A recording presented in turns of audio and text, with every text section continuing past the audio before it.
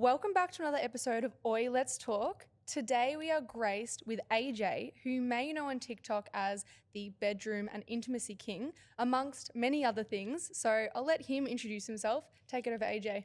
I mean, I wouldn't say king. I only do missionary myself. But I do know how to teach people. Thank you for having me, ladies. Thank you. Happy birthday for the other day. Thank you so much. AJ actually thought it was my birthday when I walked in. He goes, "Was your birthday the other day?" I was like, "Nah, but we're kind of like sisters, so I get it." But that's what I thought. Like twins, whatever, share birthdays. Yeah, well, I do teach people on the internet how to have better sex and dating. I don't really practice that much because I'll be like, yeah, don't worry, just never text them again. And they're like, oh, why didn't you? But sex and dating, pretty much I teach people how to have sex. I have online adult stores, physical adult stores. My family's been in the business for about 30 years. I've been doing it for 10 years. And then I just started giving advice about 3-4 years ago on TikTok because I like helping people and apparently it works. And here we are. Amazing. So it all started for you, I know obviously the adult industry with your family, but more so TikTok was where you kind of started? So I started 10 years ago physically working in stores. And then for about 2.5 years, I went and ran nightclub events. And then I came back to help my mum with the family business. And she said to me, oh, you're like, we can't do any paid advertising because obviously the nature of the business. Of course. So you got to find a way to market. And I like marketing. I'm like, okay. And I found at that time in my life and in the store, I was giving more advice than actually selling sex toys. So people were coming in and they'll be like, oh, I want to vibrate. I'm like, okay, Matt, tell me why your dad left you. Like, we'll just talk about life. Like, advice would just kick in and flow and then to come back and be like, well, I did what you told me and it worked. So I was like, okay, cool. So then I thought, I started a YouTube channel, which flopped, but the concept of it was all right, where it was Missionary to Madam. And that's now the name of the business, where we first started Missionary. And then I'm going to teach you all this stuff, and then you'll have the sexual prowess of a madam. Do you know what a madam is? Yep.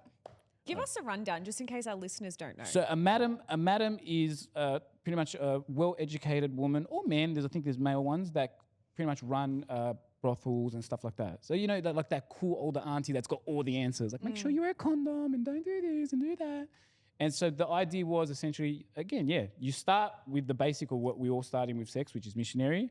And then you learn because our business is based on education. And then you end up with the same, sort of like a professor. Yeah. And then I just started giving, and then I was at, have you been to Sydney? Yeah. So there's a restaurant called Mateo there, like this pizza place. And I remember I was with a friend. I remember it vividly. And she's like, you need to go on TikTok. And I was 25. I'm like, you'll never fucking catch me dancing like a loser on that stupid app.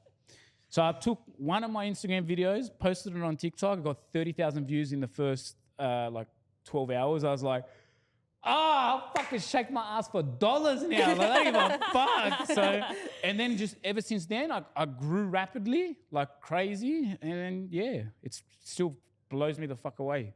Amazing. Do you find as well that when you were giving advice and this kind of organically grew from there, that it was always you giving advice to women predominantly?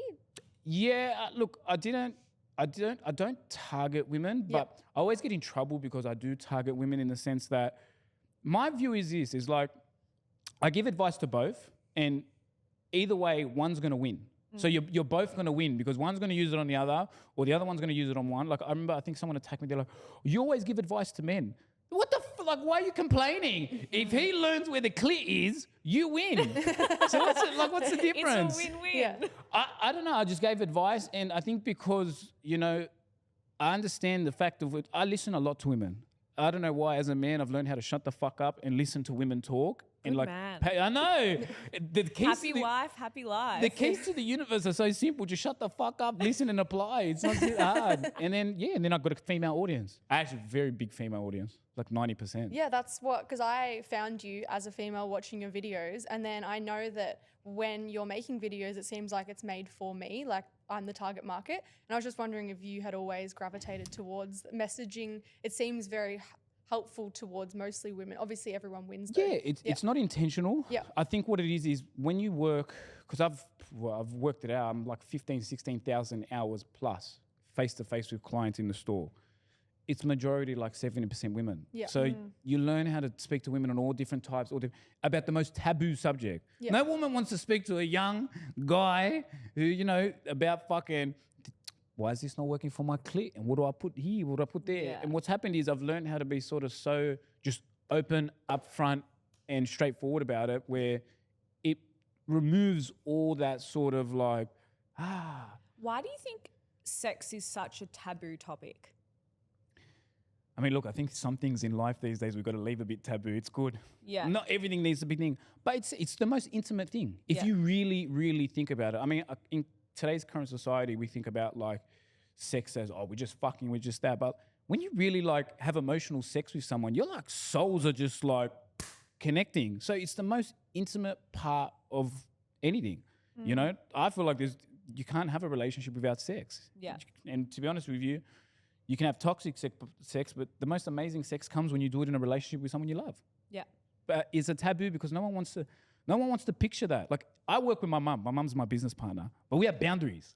I don't fucking want to know, and she doesn't want to know about my willy bear. You know, it's like willy bear talk. There, we just talk about we'll get the 6-inch ones. We'll just get 3 of them, 4 of them, 4 of them. But it's never about. We don't talk about no sex. No, like Mum, I'm going to a mass orgy. By the way, I don't go to orgies, just to make it very clear. But Disclaimer, he does yeah, not just go a to mass disclaimer orgies. to anyone that's listening. I don't do orgies, but yeah, I don't know. I think just it's one of those things, because it's the most intimate part of people's lives.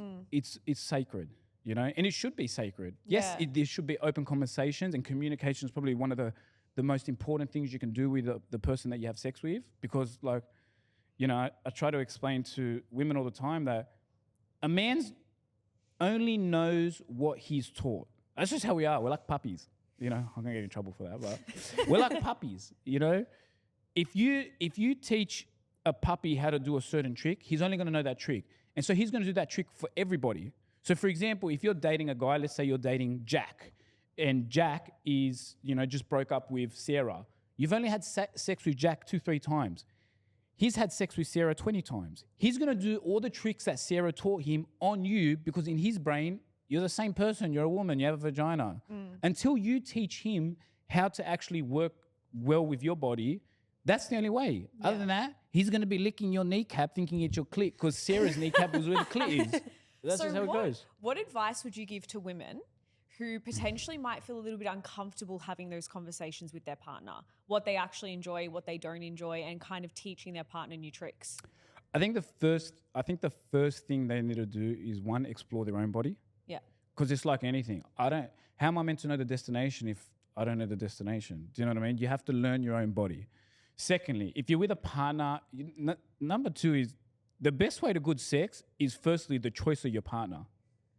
If you notice that your partner, okay, he might be amazing, he might not be a good communicator, and you can work with that. But if you're with someone who's a selfish lover, what the fuck are you doing? Male and female. Like, you have to, your choice of partner is one of the most important things as well, because it's half your battle. If you're with someone who's like wants to communicate, and you guys are talking about everything, and also when you talk about sex, it's a gateway. If you can talk about sex comfortably, you can talk about everything else in a relationship comfortably. You know, you can talk about, I seen you were, which one of you was renovating? Oh, me. Gemma. Yeah. I seen you were He renovating. still doesn't know which one Yeah, I'm we getting are. I confused. love that we are one. Because these are like similar. So you're renovating, yeah?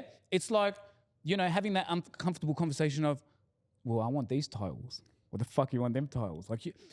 Whereas when you're comfortable with someone and you're comfortable about talking about sex, those conversations will become 10 times easier. Because again, you're talking about the most intimate part of your life. So the best thing to pretty much do is, I learned about it on someone's podcast, Del Marie. She says, give a shit sandwich. So talk about like, Good, bad, good. good, bad, good, you know? Because then it's like, you got to remember you're working with the male ego as well. Like, oh, what do you mean? I'm not good enough? And then he starts thinking, well, that guy that you had sex with 15 years ago, is he better than me? Like, you got to like ease into it. Don't do it in a hostile environment. And another thing is as well is, the worst thing I feel like a woman can do, and men do it, is weaponize everything that he does wrong.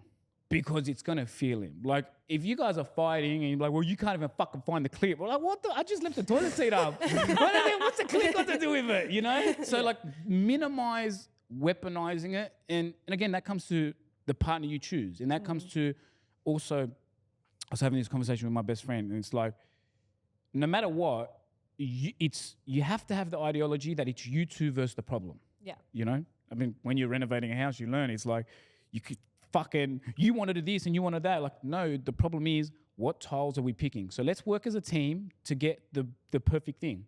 And when you work like that, you solve everything. I feel like the common theme is whether it's your sex life or whether it's any other component of your relationship, you have to have good communication 100%. And be able to tackle the issue together, not tackle it together like you're both fighting each other. Yeah, well, at the end of the day, like, you know, the way I see it is, it's just you and your partner against the world. If you really think about it, like, other than, you know, everyone's like, you got your parents and you got, like, this is the person you lay next to with the rest of your life. This is the person that you're going to entrust in having children with. This is the person who, you know, are going to, God forbid, if you were to pass away, you die. So if you can't trust and communicate with that person, then you're with the wrong person, you know? And there's also, you know, two people, because we've got to understand people's backgrounds as well and where they've come from. They might come from families who don't openly communicate. Yeah. It's not about that. You can have two people that don't communicate, but they have the willingness to learn how to communicate with each other. I think that's one of the most important qualities to have in a relationship is you don't have to fucking know everything. You don't have to be perfect, but it's the willingness to work through it and get better. That's the most important thing. And then everything else comes easy. I love how you were like, oh, I kind of dabble in the dating stuff, just drops bombs. Yeah, you know what I mean? Because I stay away because my whole dating life is fucked. No, I'm joking. I've got a lot to say about dating, especially because we speak to women all the time. All of our clients are women. And I keep hearing that the Melbourne and the Sydney dating scene is grim. Whoa, you guys stay in your vibes. Yeah, 100%. I'm bringing the heat. But what I keep hearing about in dating in 2024 is there is a real issue with low effort from men. I'm only hearing it from women. I'm a lover boy, so I don't know. I'll eradicate bloodlines like when I'm in love. What do you think though is wrong with dating in 2024? I think it's to be completely honest with you, two things. One, everyone thinks that they got options, and two, everyone doesn't want to get hurt. And I've said it last time I was actually in Melbourne. I was in the gym with a good friend of mine. I've said this story before. And he turned around, he was dealing with some love issues, and he's like, you know what, bro? Because she lived in Melbourne, he lived in Sydney. He's like, you know what, bro? I'd rather my heart shatter into 1,000 pieces than sit on a shelf and freeze to death. I was like, oh, that's so fucking cute. A love story. There's a Titanic. That's beautiful. But it's true. You know, at the end of the day, we all go through rejections. I get rejected. Everyone gets, and I'm supposed to be like a coach or a guru, whatever the fuck you want to call me. Everyone gets rejected. But I don't allow you shouldn't allow rejection to define you. You shouldn't allow it. And a lot of the time I feel that's what the issue is. And, your ego gets involved. I don't want to be rejected. Bro, she didn't pick you. Oh, fuck, I'll see you next time. And to be honest with you, if you have that attitude, they always spin the block and they're like, no, I liked how he handled that rejection. Actually, that's a man. Because it's funny, there's not a lot of men out there. It's actually not a lot. And if you have the attitude of it's all shit, you know, you're both very positive. If you have the attitude, it's all going to go to shit, honey, the world around you is going to fucking burn. Yeah. But if you have the attitude that, no, I'll make it through and maybe this is a redirection, you realize that door closed in your face in order for you to turn to a better one.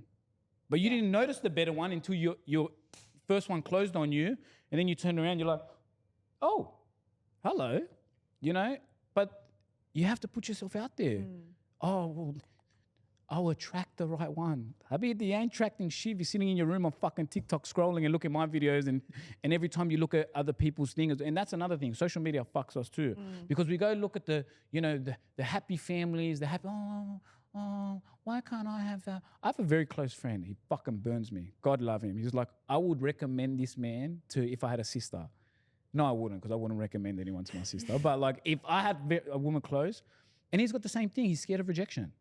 I'm like, brother, you got to shoot. You got to shoot, you know? And that's the thing. I'm like, believe that men should chase women but women got to like flick their hair a little bit, give them a cue that they're chasing. But if you have someone that's genuinely interested, don't fuck it. You know, you explore it. Don't take it. I feel like both men and women take it for granted when someone's genuinely interested. You know, and that's another thing. Do you think people cut it a little bit too early these days as well because there is so much access? We've got access to anyone on Instagram, on dating apps, where if you're not getting that, you know, whatever you need, you're like, he doesn't tick all my boxes or she doesn't tick all my boxes, and they're quick to cut it. Yeah, and then they're going to be 35 and they're going to be fucking frothing. Because at the end of the day, no one's perfect. I'm not perfect. I am, but I'm not, but I am, but I'm not. But like, no one's perfect. So why would you, the grass is not greener. The grass is green where you water it, And at the end of the day, if you found someone, and like I said, the number one quality, if they're both, if they're willing to work, then everything else is irrelevant. You'll learn but I want to love like my parents. How do you want to love? Your mum wasn't running around entertaining fucking 10 different blokes at once. She found the one love of her life and then rolled with it until maybe it didn't work. And then, you can't, the option things burns me. We all have options. Everyone's got options. Even like everyone has options.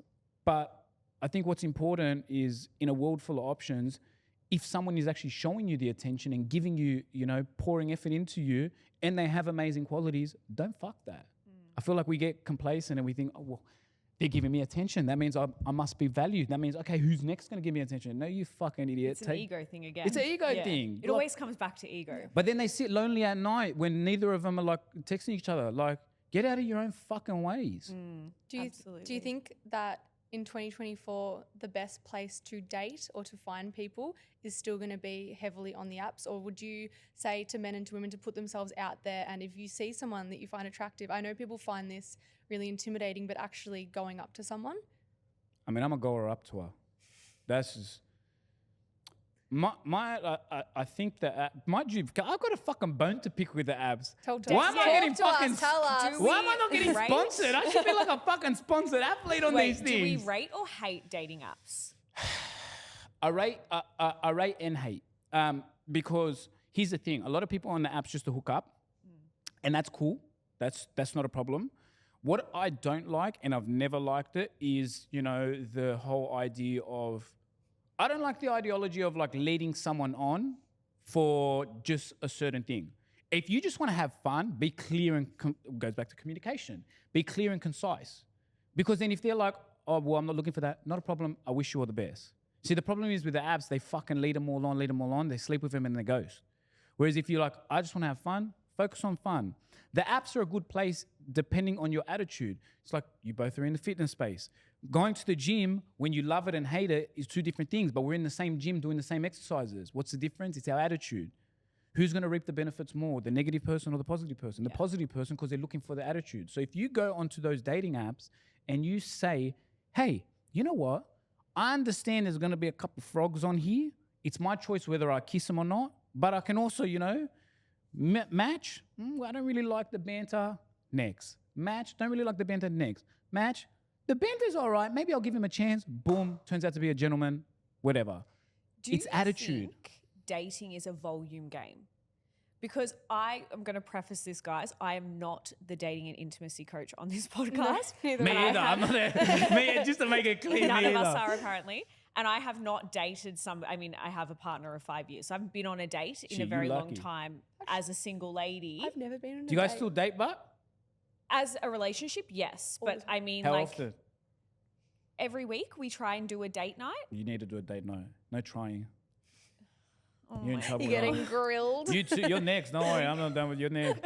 You have to. Because here's the thing. We talk about dating, but some of the biggest issues comes in the relationship. Yeah. You have to fucking keep dating each other. You have to... Sorry if your mum and dads are listening, but you got to keep fucking too. The best sex comes from when Dad, turn this off. Oh, is your dad listening? He always listens. It's fine. Sorry, Dad. I get referenced as dad too, but dear, I don't have any children.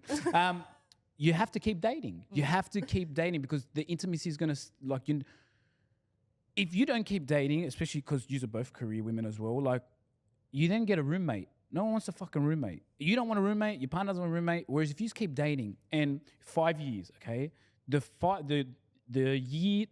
0 to 6 month you in comparison to the 5 year you now in a relationship, different.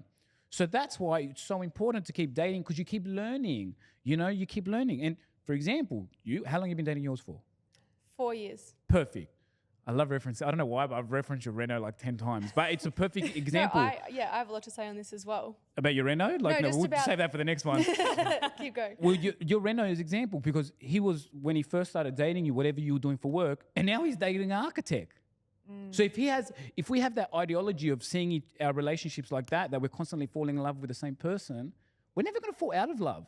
We're never going to sort of be, there's going to be temptations, but we're not going to be phased because Bro, I was dating a fitness coach last week. Now I got an RDL lover this week. Now I got like a fucking, she's in the kitchen doing frozen oats and shit this week. Now she's telling me with the tiles. You know what I mean? Yeah. And if we have that ideology, dating's hard, but relationships are harder. Absolutely. Because first you got to get it, first you get the body, but then you got to maintain it. Or you get, I don't like using the F word, but then you get funky or fat, whatever.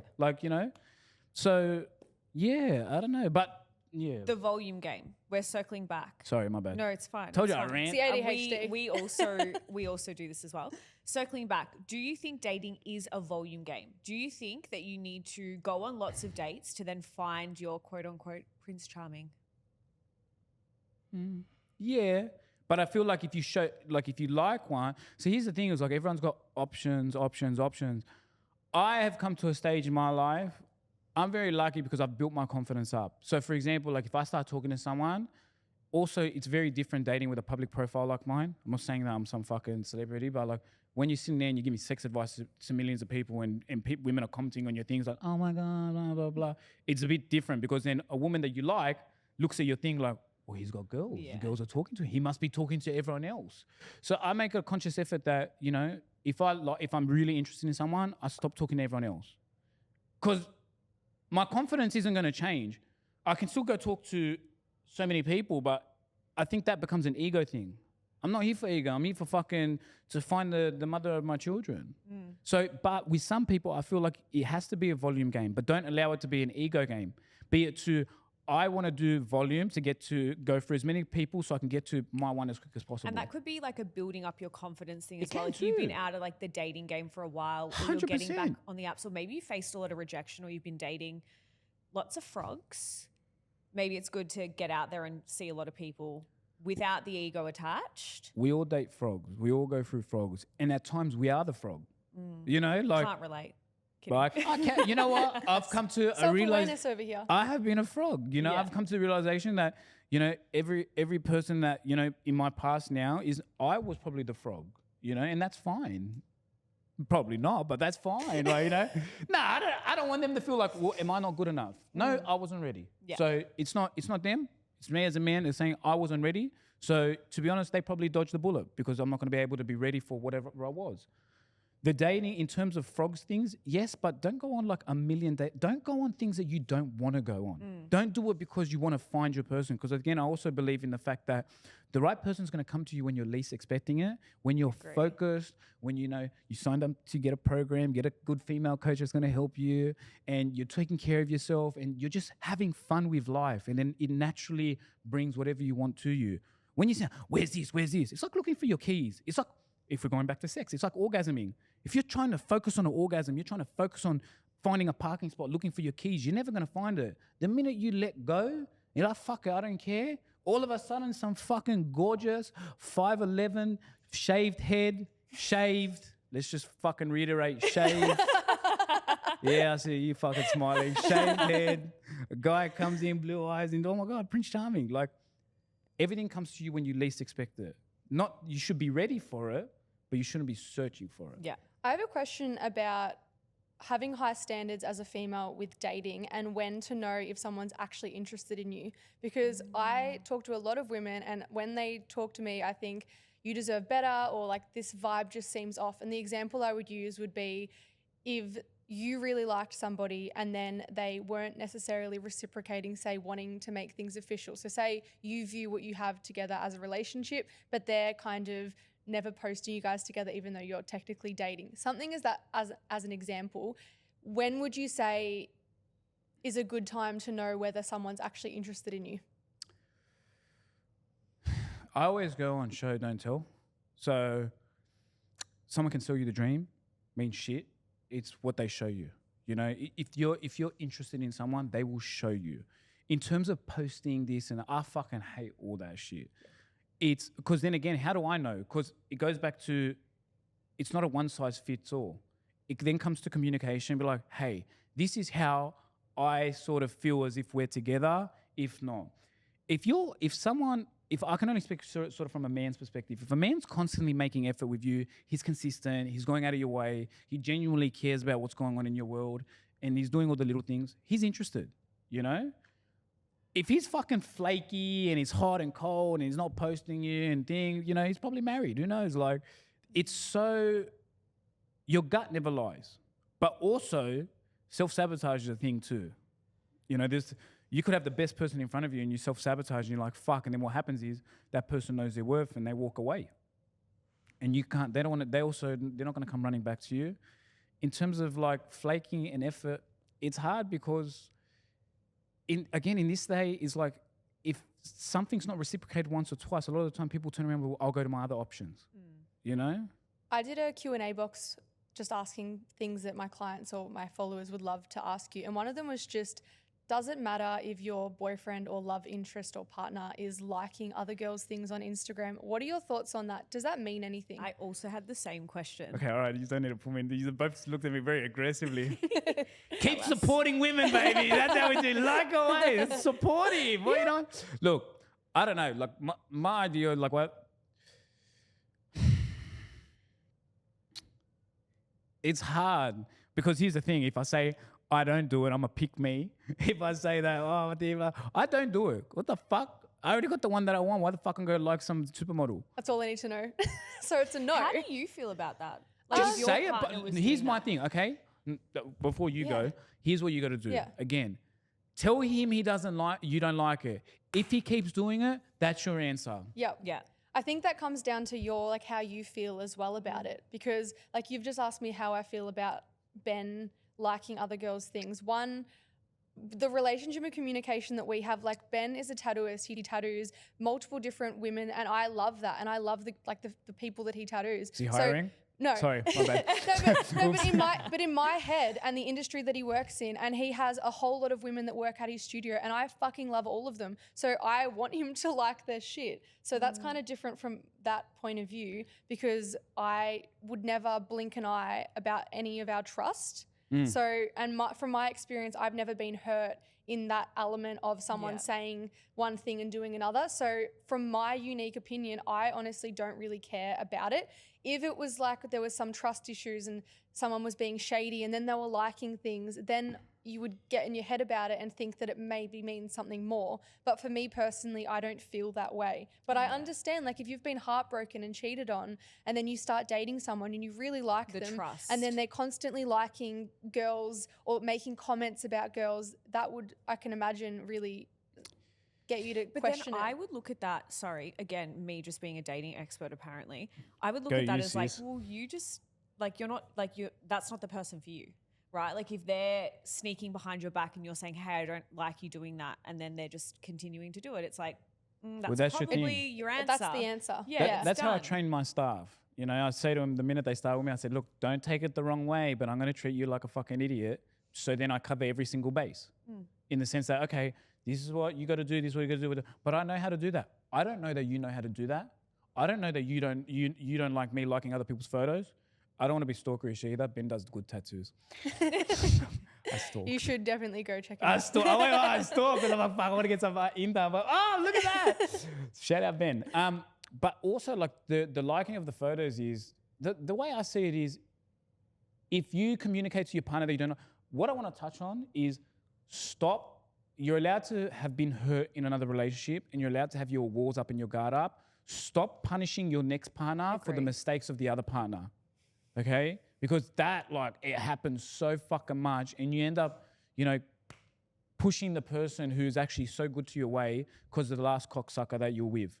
I think that's really important as well, because then you start Judge hurting them on yourself. how they treat you, not on, like, because it's that saying, I love it. You know, if you don't heal what cut you, you bleed over if you don't heal, you bleed over all those who cut you.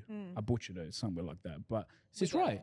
Just because, like, you know, the last bloke you're with did this doesn't mean he's going to do it. And it's your responsibility as the person. So, like, obviously you can't control someone else hurting you. For example, you get cheated on. That really sucks. But you can control how you take that and what you do with that. So it's like, if you're going to bring that into the next relationship and then always complain, but I don't trust anyone because I got cheated on. It's like, no, that's a reflection of you, and you need to go do the deeper work on that. Not blame your partner who wasn't 100%. even around at the time. And it's the rejection thing too. You said before about, like, going up to people in public if you do it. I will go up to people in I'll start a conversation with anybody, like a crackhead. But the reason being is because my view is if that person rejects me, they're not rejecting me. I'm just not their type. Yeah. Yeah. He's not my type. No offense, but he's Are you not my sure? type. I think that's a great mindset though. But As in with Absolutely. dating, They're it's not just my type. taking it as not my type. Oh, I got for me. rejected. You know, okay, not my type. We're not compatible. Maybe God saw things that I couldn't, and that's why. But so just because they're not allowed, just because I'm not their type, does that mean that I'm not allowed to have a, like, you know, I can't say that that person's not my type? No, because then it makes me a fucking double standards. I have a question about It's as your podcast. You can ask me whatever I'll you ask want. you whatever. But my question was about men not taking rejection very well, because I know that this is something that we as females have all experienced, and it's something that can become quite stressful because I find that Well, it's scary. it is scary, but I find that I am a friendly person and I will give anybody a shot, as in talking to, saying hi to, striking up a conversation. But I walk on a fine line when I speak to a male that I want to be nice and friendly and welcoming, but I don't want to be too nice because I don't want them to think the wrong thing. So I will, at the first opportunity, talk about my partner, my job, show them my ring, which I feel like is something that is ingrained in a lot of us because we are trying to weather that letdown or potential aggression. And I want to know how you feel about that. And I also want your opinion. So say, for example, I'm at the gym and then if someone was to come up to me and strike a conversation, now, if it was something where I can tell that they're trying to, you know, get my number or something, I would just tell them I've got a partner and all good. And that should be the end of it, right? Is it that one? Is it that one? Yes, that should be the end of it. But I just want to know your thoughts of if you do reject someone in a respectful way and they take it as an aggression, what your thoughts are. And what advice you'd give to men? Men. Okay. Firstly, just so I can make it clear, I like being the one that gets rejected. Reason being, I hate rejecting people. Does my head in. Like I had someone come up to me on the street the other week because she's like, oh, I love your videos. You love blah, blah, blah. Started complimenting me. I'm like, here we go. She's like, are you single? I'm like, oh, I'm talking to someone and you just see their soul just get crushed. And I'm like, oh, I'd rather be that person because I can take it. Whereas I don't like rejecting people. If you're a man, and I say this to my best friend, the one who struggles with rejection, he's not the aggressive type who's like, oh, fuck you. He gets down on himself. And that's why you'll find a lot of men don't shoot their shots. Because they've been rejected by someone, they don't shoot their shots anymore. And then you also have, you know, the ones who are pathetic and they take it in a negative and aggressive way. You know, and I don't stand for that at all. I think they're completely pathetic. They're the lowest of the lowest. Because at the end of the day, as a man, one of the most sexiest traits you can have is emotional regulation. Yeah. Learning to regulate your emotions, you know? And a lot of so when I used to run nightclubs, if I would reject someone at the door, I would judge their response and my next steps on how they handle that rejection. So if I rejected you and you're like, fuck you, you little dog, fuck this club, I didn't want to come in anyway. Well, you literally lined up for 40 minutes. So where's the lie? Yeah. But then the person behind him said, sorry guys, not tonight. Not a problem, mate, have a good night. Oh, you know what? I like how you handle it. I said, you know what? Never mind, go have a good night. You'll find that if you handle rejection as a man in a positive way and just understand that, okay, cool. You don't know what's going on in her life. You don't know if her grandparents just died. You don't know this. You don't know what's going on. You don't know if she just got out of a domestic abusive relationship. You don't know anything. You know, if you handle it like not a problem. Maybe she's just not ready. That's okay. I hope I've got a boyfriend. He's a lucky guy. Have a good day. As a female on the other end of that, I just have so much more respect for that as well. 100%. And I also would feel safer, and I would also feel more likely to, you know, smile and be happy in 100%. the presence of that person in the future. And you never know. You might turn around and be like, you know what? I'm taken, but I have like the most amazing friend that, you know, might like. You'll be surprised. You handle rejection well, your chances of actually maybe getting that, like getting back with that person or getting with that person or, you know, that person might be someone who, let's say, for example, is, I don't know, a business owner, and they're like, you know what? You guys, you handled the rejection well, you start talking, bang, you just signed $1 million contract with them, but they rejected you in the first place. Yeah. But if you handle it like a man and like, not a problem, like, all good, have a great day, you know, thanks. She's going to respect you more. You know, and that's how you got to handle it. All these whole no, fuck you anyway, you're a slut anyway. Then why? If you thought of her so lowly, you must see so lowly of yourself to even approach her. Yeah. If that's how, oh, but she was good 2 seconds ago. Like I don't understand it. And you know, a lot of the time, like when I see the all men this, all men that, like it's not. like, I love men. No, did he? I love Not men. like that. Why are you fucking smiling at me? I love men, you know, because I've been surrounded by some amazing men who I see love women, take care of women, protect women, you know, and this whole barren man thing guts me because if I were to answer it in a positive, I'd choose the man every time because I'm judging on the masculine experience that I'm surrounded by. Yeah. But I'm also seeing the weirdest of the weirdest, you know what I mean? To be honest, we're in 2024. I think the bear and the woman's going to be safer. But if I'm a man with another man in the woods, I'm fucked. Yeah. I don't know. Men are like, your man's more likely to cheat with a man these days than with a woman. It's fucked.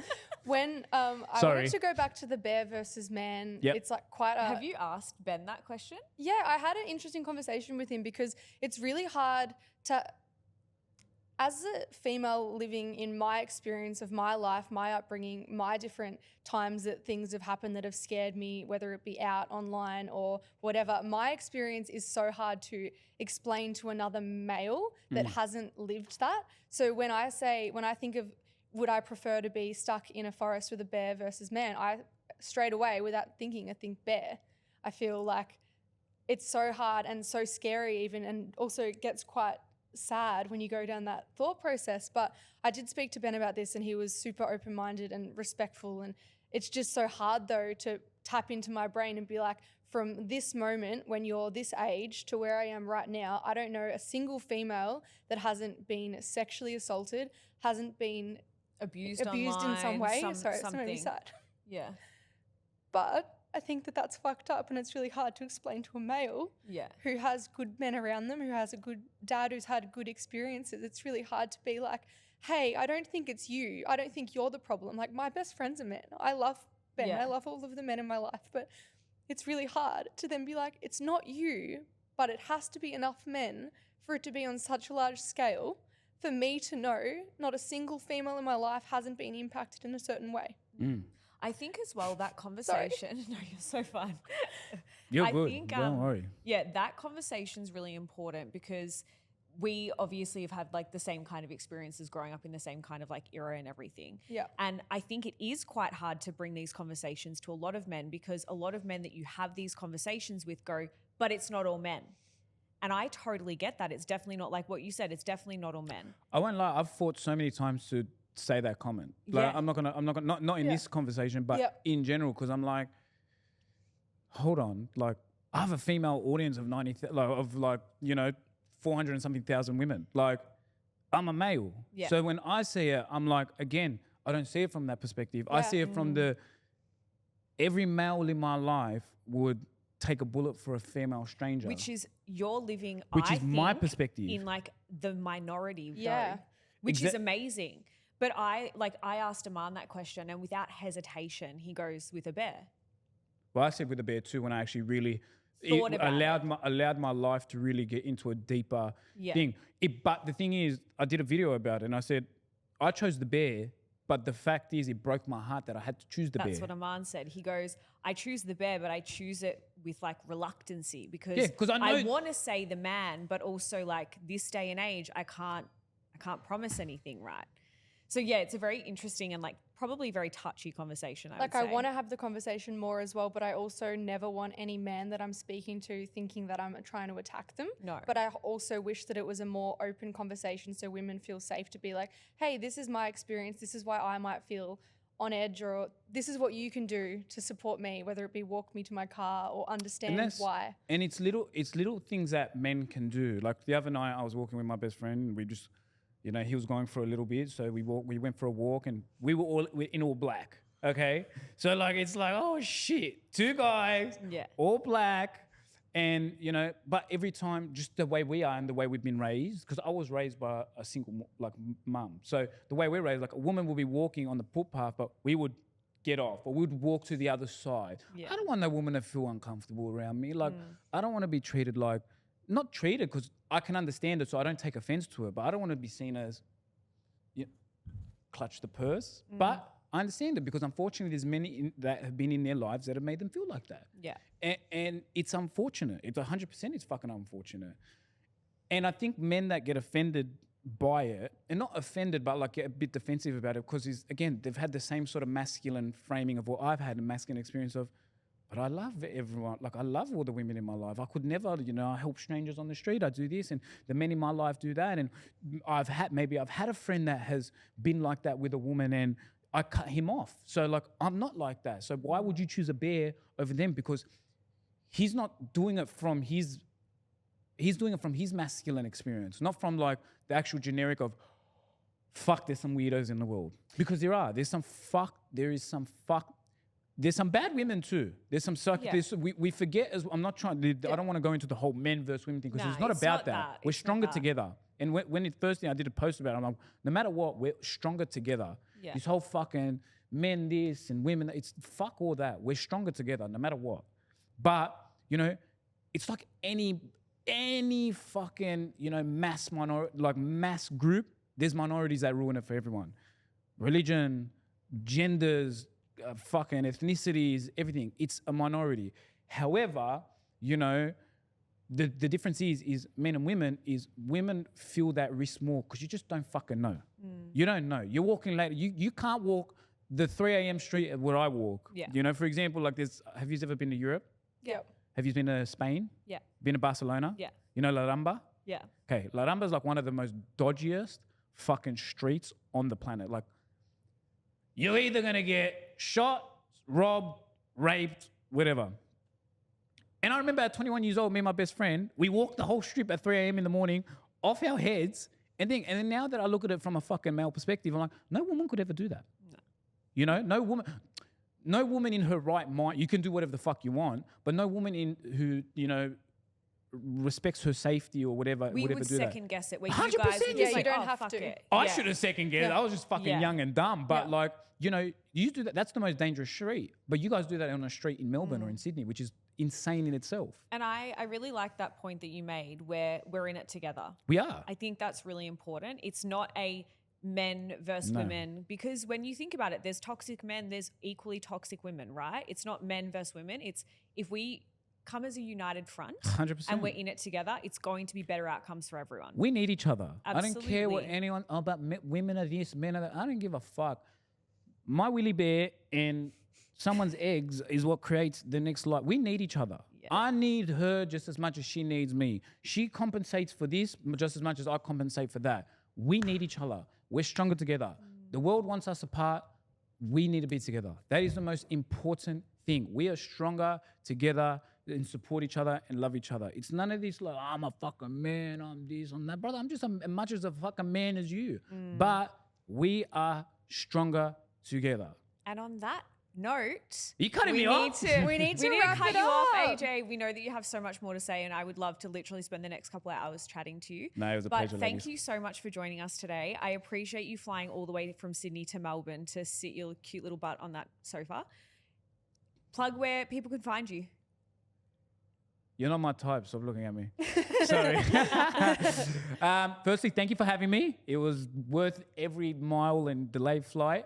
You can find me at AJ Missionary Paps on TikTok. You can find me at ajpapadatos. And yeah, thank you for having me. It will definitely come back for round 2. And can you do your what to do, baby? What to do, baby? Wait, one more. Can you plug your little community that you have? My little missionary university? Big community, actually. Mate, listen.